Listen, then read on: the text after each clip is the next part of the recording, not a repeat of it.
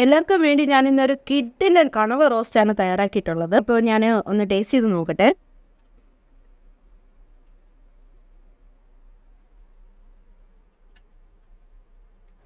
അടിപൊളി കണവ റോസ്റ്റാണ്.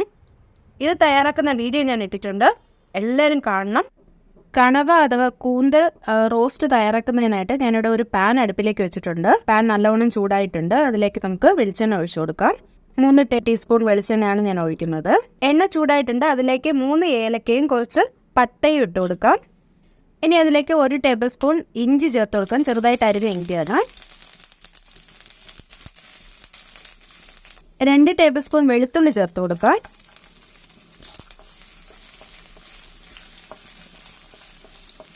2 പച്ചമുളക് ഇടാം.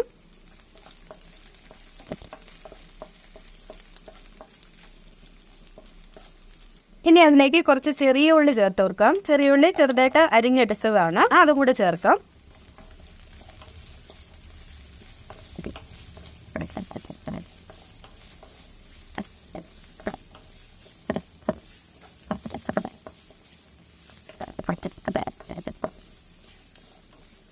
രണ്ട് വലിയ സൈസ് സവാള അരിഞ്ഞതാണ്, അതും കൂടി ചേർത്ത് കൊടുക്കാം. ഇനി ഇതെല്ലാം ഒരു പച്ചമണം മാറുന്നത് വരെ ഒന്ന് വഴറ്റി കൊടുക്കണം. സവാളയുടെ പച്ചമണമൊക്കെ മാറി കളറൊക്കെ ചേഞ്ചായി വന്നിട്ടുണ്ട്. ഈ സമയത്ത് നമുക്ക് മസാല ആഡ് ചെയ്ത് കൊടുക്കാം. 1 ടേബിൾ സ്പൂൺ മുളക് പൊടി ചേർത്ത് കൊടുക്കാം. 1 ടേബിൾ സ്പൂൺ മല്ലിപ്പൊടി ചേർത്ത് കൊടുക്കാം. 3/4 ടേബിൾ സ്പൂൺ കുരുമുളക് പൊടി, 1/4 ടീസ്പൂൺ മഞ്ഞൾപ്പൊടി, 1/2 ടീസ്പൂൺ മസാലപ്പൊടി. ഇനി ഇതെല്ലാം കൂടി ചേർത്ത് നല്ലപോലെ ഇളക്കി കൊടുക്കണം. ലോ ഫ്ലെയിമിൽ തന്നെ ഇട്ടാൽ മതി, ഇല്ലെങ്കിൽ കരിഞ്ഞു പോകും മസാല എല്ലാം. മസാലയുടെ പച്ചമണമെല്ലാം ഒരുവിധം മാറിയിട്ടുണ്ട്. ഇനി നമുക്ക് 2 തക്കാളി ചെറുതായിട്ട് അരിഞ്ഞതാണ്, 2 തക്കാളി അതും കൂടി ചേർത്ത് കൊടുക്കാം.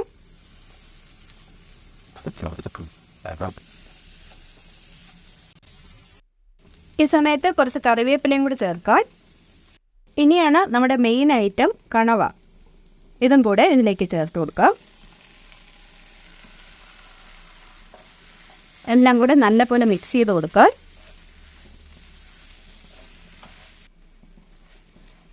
കണവയിൽ നിന്ന് വെള്ളമൊക്കെ ഇറങ്ങി തുടങ്ങി വേണ്ട. ഈ സമയത്ത് നമുക്ക് കുറച്ച് തേങ്ങ കൊത്തും കൂടെ ഇട്ട് കൊടുക്കാം. ഇത് ഓപ്ഷനിലാണ്, നമുക്ക് ഇഷ്ടമാണെങ്കിൽ ഇട്ട് കൊടുക്കാം. ഇട്ട് നല്ല ടേസ്റ്റാണത്.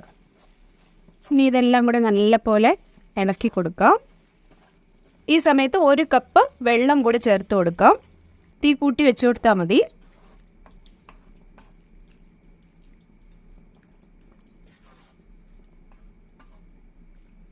ഈ കണവ നല്ലപോലെ വെന്ത് കിട്ടണം. അപ്പോൾ അതിനായിട്ട് നമുക്ക് അടച്ച് വെച്ച് ഒരു 15 മിനിറ്റ് വേവിച്ചെടുക്കാം. ഇടയ്ക്കൊന്ന് നോക്കി ഇളക്കി കൊടുക്കണം. വെള്ളമെല്ലാം ഒരുവിധം വറ്റി വന്നിട്ടുണ്ട്. നിങ്ങൾക്ക് ഗ്രേവി ഇത്രയും മതിയെങ്കിൽ നമുക്ക് ഇതിവിടെ തന്നെ ഓഫ് ചെയ്യാം. അല്ല കുറച്ചുകൂടെ വറ്റണമെന്നുണ്ടെങ്കിൽ അങ്ങനെ നമ്മൾ റോസ്റ്റ് പരുവത്തിൽ, ഇതിപ്പോൾ കുറച്ച് ഗ്രേവി ഉണ്ട്, ഇതിലോട്ട് കുറച്ച് മല്ലിയിലയും കൂടി ചേർത്ത് കൊടുക്കാം.